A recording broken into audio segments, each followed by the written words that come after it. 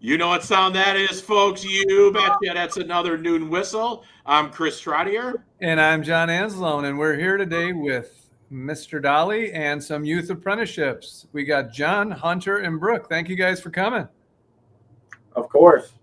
Yeah, before we get going, how about we go down the line here? Maybe start with John and work our way to Brooke and tell us where your job is and who your mentor is at that job. My name's John. I work at Southern Lakes Credit Union here in Elkhorn, and my boss is Megan Locke. I'm Hunter. I work at R&L Spring Company in Lake Geneva, and my boss, his name is Jake. I'm Brooke. I work over at Golden Years as a CNA, and my boss is Jenny Kirkpatrick. All right. Mr. Dolly, where do you work? And tell us who's your mentor. I work at Elkhorn Area School District here at the flagship high school, and I'll give Mr. Trottier as my mentor. Yeah. Well, this is off to a bad start already. I'm just kidding. All right. So our school values this experience, and I think that's really important. And I don't know if you guys know this, but Mr. Anzalone's son was a youth apprentice. Is that correct, Mr. Anzalone? That is correct. And it was an amazing experience and led him into a career of plumbing where he is willfully employed and making a lot of money. Where at?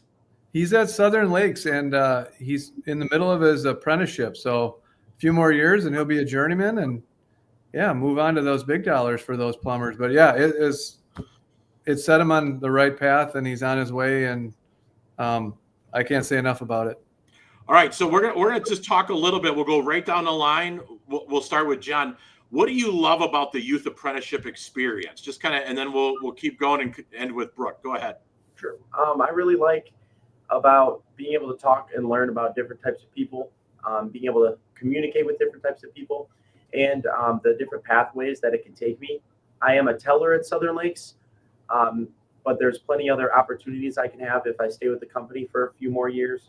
I get to watch people who work with loans or mortgage payments, things like that. And that's just really a good opportunity that it can take me to. I'm Hunter, and so what I really like about it is that it's kind of relaxed, and I'm not really getting forced to do a lot of things really quickly. And my coworkers, they really treat me like I'm just a normal person and not a youth apprentice. And I just feel like it's a whole lot better than a regular job where they would have treated me like I'm lesser because I'm younger. And, Right. Yeah. Brooke, what about you? I really like the experience that I get to have working with nurses and other CNAs because I'm learning more about like medical terminology and everything. And then on top of that, I also have the ability to participate in after-school activities because I work in the morning and then go to school. And then, John, what sports are you into? I play football, and I also do lacrosse in the spring. Hunter, are you in any extracurriculars? No, I'm not. So when you look at this experience, what have you really learned the most, or like what was kind of your most, obviously you guys have a career interest in this field. What has been like the biggest difference from going from like the classroom to the work experience and getting mentored in that area? Like, what are you learning the most, basically? John, we'll start with you and go right down the line. I learned, honestly, it's been kind of surprising. When I got into it, I was thinking I was going to learn a lot about accounting and finance, but one of the biggest things I learned, at least first, was how to communicate with people. And I know that's a really big, important thing you need to know how to do in careers, but as well as just that, but also counting money, being able to handle money, things like that, as well as learning how it's not just a really step-by-step process. There's a lot of different things, and that's a big part to me because it's not very, every day is different, and I enjoy that a lot. I love that you mentioned communication. Yeah. Hunter, Brooke, do you think it's enhanced your communication, especially with adults? Yeah. Yeah. In what way? I love the fact that we said communication and Hunter gave us a one-word answer. That's all I right. love it, buddy. That's right. You're in manufacturing. Just make stuff, right? No, Yeah. but elaborate on that a little bit. Like, how has it improved your communication? Like, what have you learned about your communication? Well, it's kind of a lot easier to talk to adults because I'm constantly getting told like what I need to get done and how it needs to be done, and just I know that I can ask questions if I need to ask questions, and it's just taught me a lot about kind of talking to people that are higher up than me. That's good. Brooke, what for about you? So obviously I work with people that are from a different generation. So I'm used to learning like the things I can say and how to talk with them, as well as how to talk to different people with different mental disabilities or physical disabilities and illnesses and everything. Nice. Great Nice. skill. It is a great skill. It's funny because I was just on a call. This is a true story, Mr. Dolly and Mr. Anselin, with an employer who was asking me what are the best strategies to communicate with young employees. So when we talk about a skill, that it's a really important skill to develop, and that's why these experiences are important. Well, let's talk about one thing besides the communication. Hunter, what's one thing outside of communication? What's something that was like your biggest aha moment? Like you were like, "Whoa, I had no idea." Tell me one. Well, when I first started working there, I thought it was gonna be a lot more strict with how they managed the time, Yeah. but I realized that it wasn't really that bad, and it's so what we need to get done is set in a certain time frame, and as long as it's done by the end of that time frame, it's good to go. And if we go over, it just gets pushed to a different department. So it's pretty fun. And Hunter, did you take did you take any of Mr. Thomas's? yes, I have, and it is a lot different. Okay, that's what I want to hear. Tell me how it's different. Kind of like Mr. Thomas, he cares a lot about how he wants to teach us, and he takes his time when he teaches us. But where I'm working, it's kind of like they teach us one time, and then we have to ask our own questions instead of them repeatedly going over it. That's a great lead into that then, right? You had an experience where you had someone that you could take the time and ask the questions to, and then now you're really applying that, aren't you, to go, hey, the bottom line is our business needs to make money, and our business makes money if you're getting stuff done on time, and it's up to you to ask the questions.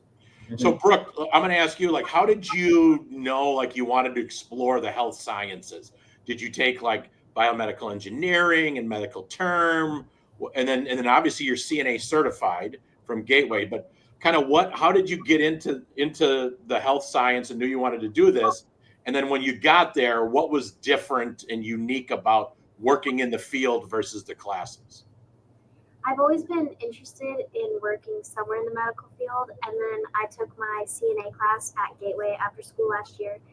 And I remember I'd go to high school and then I'd go to my class, and then the last little bit of my class was clinicals, and that's where I learned a lot of things that they can't teach you in the classroom, like bedside manner. And that was something to me that was really interesting and different to like actually be able to apply. Like, you can be the best CNA there is, but if you don't know how to talk to people and how to be emotionally mature and process and deal with everything, then it makes a big difference. Jonathan, what about you, Jonathan? Like, what are some classes you took? Like, how did you know, like, ooh, I want to tell people about money and be a teller, or whatever you're doing? Well, I've always liked math classes. Okay, got it. I've always liked math. It's just been something that's been kind of easy coming to me, and I enjoy doing that. I had got a job at Pizza Ranch for a while. Yeah, Pizza Ranch. So I was confident with handling money, and I guess I saw it. Mr. Dolly sent out an email saying like there's these opportunities, and I took a look at a couple of them. And to be honest, it was just something that I was going to take a chance on and see if I enjoyed it. Because I knew if I enjoyed it, I'd stick with it, and if I didn't, I would learn how to stick it through, and then when it's over, it's over. Yeah. And for those So of you is who are this- and then for those of you who are watching, the teller joke was something that happened before the show started. So it was funny to us, nobody else. Go ahead, Mr. Anzalone. So has this experience confirmed the path you want to take after high school, or has it shown you like, I thought I wanted to do this, but you know what? I think I might want to do something else. I think it has given me and shown me what it is, and that it is something that I want to continue to do. Okay. Maybe not in the exact way. I'd want to move up the ladder a little bit, but it is definitely something that has helped me confirm that accounting or finance are both two things that are very interesting to me and that I would like to pursue. Good for you. Hunter? Well, when I started, I wanted to do manufacturing, but then I realized that, yeah, it's a fun job, but I'm really thinking about going into the police force now after Okay. high school. Good for you. And that's the idea behind this, I think, right, Mr. Trottier? Is That's right. sometimes we find this is where I want to go, or at really no risk, you found out I want to do something else. Yeah, I think the cool thing is, Mr. Dolly, Hunter, there's another YA maybe happening in law enforcement. So that's another cool opportunity. I think you're right, Mr. Anzalone. Like the ability to walk away from this experience and say, I want to do this is just as important as saying, I never want to do this again. Right. Like, this is, Right. like And we Brooke. need good people going into law enforcement. Yeah. High absolutely. demand. Yep. Brooke, so tell us about keep the conversation going a little bit. Yeah, so I'm pretty sure that I want to stay in the medical field, but probably maybe a little less hands-on. Maybe like I've been looking into like being a therapist or a psychologist, but like still being like emotionally there for like patients and still working with people, just less of the physical aspect. I love it. I love it. So I have another question. Can I Yeah, jump go in? ahead. Follow up, John. So pretend I'm a junior. You're just going to ask the same question I was going to. Was it really? Yeah, exactly. Keep going. Okay. So I'm a junior. What would you tell me if I'm thinking like maybe I'll do this youth apprenticeship thing? What would you guys tell me? I would say give it a shot, because if you don't like it, the worst thing that's going to happen is you're going to make yourself some money. And I don't think that's too bad of a conclusion, but And get credit. yeah, I mean the possibilities are endless really with it. I've learned so much, and I've only been there. I even started in June, actually, this past summer. I started a little early before school, and that kind of gave me a hand at it. And I think it's just really good for you. Yeah, I agree with what John said. It's really important to look for what you want to do and not what other people are forcing you to do or wanting you to do. Just explore different careers, and maybe you'll find something that you actually want to do. I would recommend it, and I would just say anything that you kind of have an interest in, just go for it, because yeah, like he said, I mean, making money and getting experience, knowing if this is what you want to go to college for or take further education, it's a really good experience. Well, thank you for your advice. Yeah, and I think I'm going to conclude with one of the things we didn't do is we assume everybody knows what a youth apprenticeship is, right? Like, just remember, it's a certified work-based learning experience program through the Department of Workforce Development. You got to be a day after your sophomore year, work 450 hours in a pathway, complete a little paperwork, you make money. We haven't even asked you, but I'm going to go right down the line, starting with Jonathan. What's your hourly wage? Go. Mine is $15 an hour, and then also every year I work there, I think it bumps up another 50 cents. John or Hunter? I make $16.50 right now, but I do have the chance to make bonuses throughout the year. Brooke? Mine is $17.75. Woo! So, and you got to make at least minimum wage, complete some paperwork, and then you get half credit, Mr. Dolly, per trimester? Half credit per trimester. Yep. Half credit, right? So you're earning money, getting credit. Oh, and by the way, if you're interested in playing the scholarship game, it's also an honors point. So you can get some Loudy credit for it, and you get hands-on work experience, and your resume just continues to build. All right, well, we're about that time. I want to thank each of you for going on there. And we're going to close in a simple way. It's really quick. We'll start with Jonathan. Name your mentor and share one thing that you appreciate or thank and why you like your mentor. You ready? Yeah. Go. My mentor, her name is Megan Locke.